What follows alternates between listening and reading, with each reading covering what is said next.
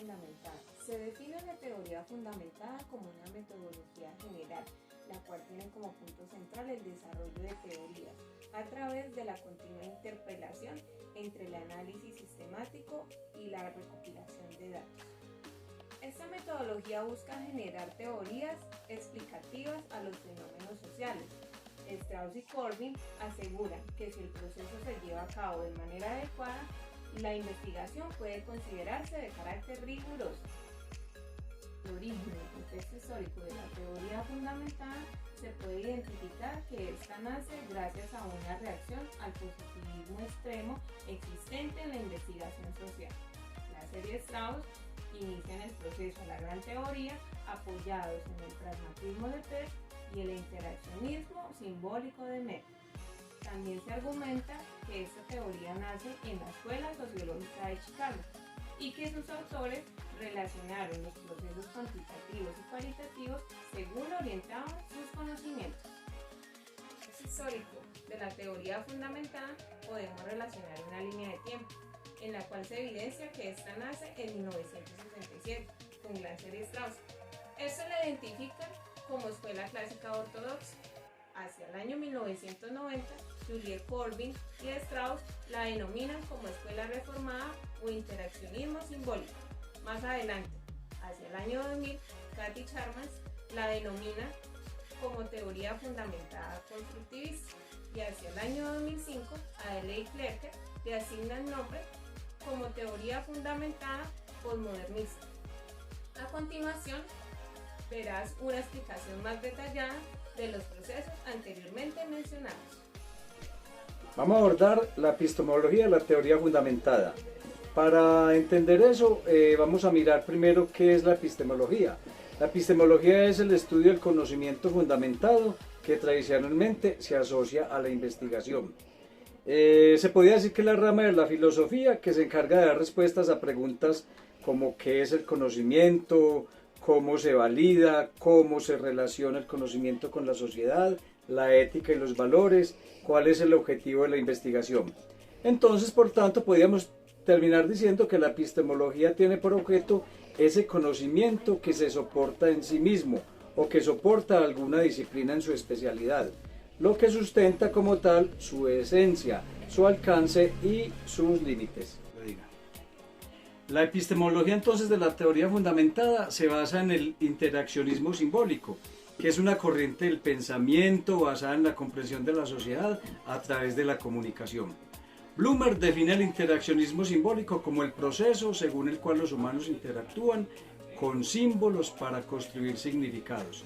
Los seres humanos, mediante las interacciones simbólicas, adquieren información e ideas, mediante las cuales logran entender sus propias experiencias y las de los demás. Comparten con esas interacciones sentimientos que les permiten llegar a conocerse con sus semejantes. El origen del interaccionismo simbólico se encuentra en la Escuela de Chicago en la década de los años 20, en el contexto de la aparición de la opinión pública moderna, según la cual la comunicación era un hecho social significativo. Dewey formula que las creencias humanas son construcciones provisionales y lo que verdaderamente es relevante en las personas son la reconstrucción de sus prácticas morales, sociales y la de sus creencias. Las diversas fuentes de información mencionan que la teoría fundamentada originalmente surgió de la convergencia entre dos tradiciones intelectuales y académicas diferentes de la sociología norteamericana, la de Glasser y la de Strauss. Ambas corrientes se conjugan en una original síntesis, considerada como una metodología general para desarrollar teoría que está enraizada en información sistemática y recogida y a la vez analizada. Glasser deja ver los principios y las prácticas de la teoría fundamentada relativos a procedimientos flexibles que develan realidades sociales de los informantes. En este sentido, los datos deben fluir de manera natural y espontánea, sin precisión del investigador. Strauss, en cambio, dice que esta metodología, por medio de un conjunto de reglas y procedimientos, revela una detallada descripción cultural del objeto de estudio, pudiendo generar, en algunos casos, situaciones complejas, difíciles de abordar por los investigadores que la emplean. ¿Qué se estudia tradicionalmente en la teoría fundamentada? Desde la perspectiva de Strauss y Corbin, el objeto de la teoría fundamentada es la identificación de procesos sociales básicos como punto central para la construcción de la teoría, y a través de esta descubrir aquellos aspectos que son relevantes de una determinada área de estudio. Estos mismos autores coinciden en afirmar que el objetivo principal es a través del estudio de fenómenos sociales, muy importante en contextos naturales, que conllevan a generar teorías que expliquen el fenómeno estudiado. Otro aporte muy importante lo hace Cugnat, cuando dice que, partiendo directamente de los datos recogidos y clasificados por el investigador, se pueden construir teorías, conceptos, hipótesis y proposiciones, y no como tradicionalmente se hace en otras tradiciones, partiendo de los supuestos a priori de otras investigaciones o de marcos teóricos existentes. Cugnat también considera que la aportación más relevante de la teoría fundamentada hace referencia a su poder explicativo en relación a las diferentes conductas humanas dentro de un determinado campo de estudio. La emergencia de significados desde los datos, pero no de los datos en sí mismos, hace de esa teoría una metodología adecuada para el conocimiento de un determinado fenómeno social. Entre las características más relevantes de la teoría fundamentada se destaca que esta tradición no comprueba hipótesis, sino que genera conceptos originales e hipótesis como resultado del método. La teoría entonces emerge a partir de los datos, que son sistemáticamente recolectados y analizados. Esta teoría generada se desarrolla inductivamente a partir del análisis de este conjunto de datos, y al ser predominantemente inductiva, la teoría surge de las observaciones y genera datos, lo que favorece la explicación exacta del fenómeno estudiado más que su generalización. Es relevante también el aspecto cualitativo de esta tradición, ya que favorece el desarrollo de respuestas a fenómenos sociales respecto a lo que está ocurriendo y por qué. Entre otras, permite conocer fenómenos de la realidad a través de las acciones e interacciones. Todos los conceptos se agrupan en categorías descriptivas y son reevaluados por sus interrelaciones a través de una serie de procesos analíticos. Una característica muy importante es que la recolección de datos y el análisis se puede realizar al mismo tiempo. Las técnicas y procedimientos analíticos, como el muestreo comparativo constante, el muestreo teórico o las formas de codificación abierta, axial o selectiva, permiten al investigador desarrollar una teoría sustantiva, que es significativa siempre y cuando sea utilizada adecuadamente. Así entonces reunirá todos los criterios para ser considerada rigurosa como investigación científica. Con respecto entonces a los tipos o variantes que se dan dentro de la teoría fundamentada, reconocemos que hay grandes variaciones, ya que el estudio deriva de las diferentes particularidades y singularidades de quien se estudia. Por ello debemos analizar permanentemente sus actuaciones y el contexto en el que se desarrolla. Dentro del estudio entonces tenemos tres grandes fases que son fundamentales en el proceso investigativo dentro de la teoría fundamental. El primero es el muestreo teórico, que hace relación a la recolección de los datos para generar nueva teoría. El segundo es la comparación constante, ya que debemos analizar las observaciones o todos los mecanismos y técnicas que utilizamos para la recolección de datos y contrastarlas también con la teoría y los antecedentes que encontramos acerca del tema particular de la investigación. Tercero, la formulación de teoría, teniendo en cuenta entonces los datos recolectados, la observación, la generación de hipótesis y demás, partimos entonces a realizar la teoría nueva. Contamos también con 4 etapas que son importantes para el proceso investigativo dentro de la teoría fundamentada, los cuales son: primero, la pregunta investigativa; segunda, la recopilación de los datos; tercero, la codificación y organización de esos datos que se recolectaron; y cuarto, la validación de las pruebas. Ahora les hablaré de las técnicas e instrumentos utilizados en la teoría fundamentada, teniendo en cuenta que esta investigación al final su objetivo principal, lo que busca es crear una teoría.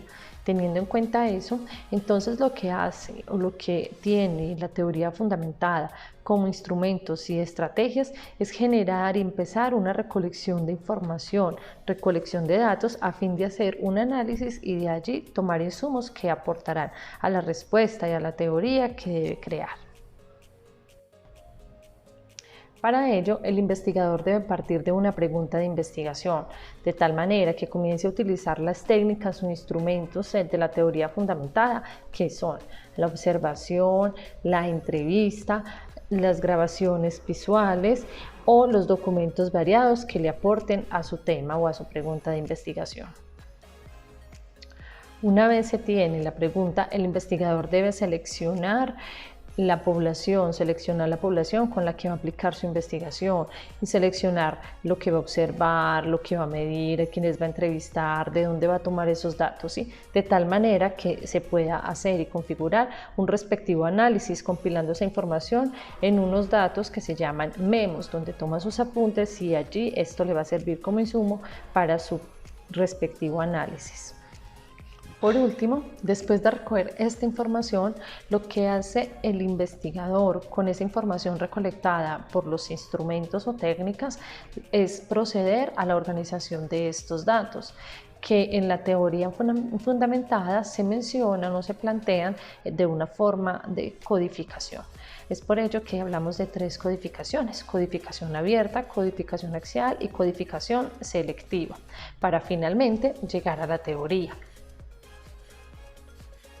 Teniendo en cuenta entonces esta codificación que debe hacerse con los datos recolectados, con la información recolectada por el investigador, entonces empieza a realizar en la codificación abierta una revisión detallada y minuciosa de todo ese material, haciéndole un análisis, pensando si realmente esto funciona para el investigador una vez recolectado.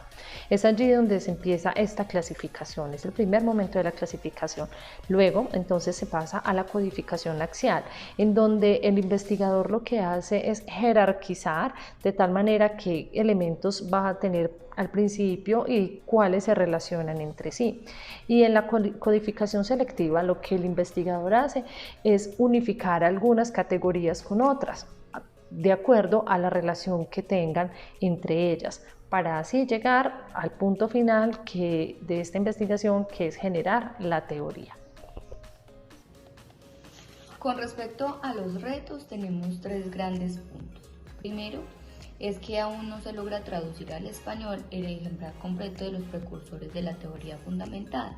Por lo tanto, lo que conocemos acerca de la teoría es los avances que han hecho en otras universidades y en otros estudios que han tomado el ejemplar para hacer sus investigaciones. Otro punto importante es la relación y contraste del observado y al mismo tiempo el análisis que se debe hacer. Por lo tanto, el análisis debe ser simultáneo. A medida que vamos observando en campo y vamos haciendo el trabajo en campo, también debemos estar construyendo la teoría. Y esto puede ser algo difícil para algunos investigadores.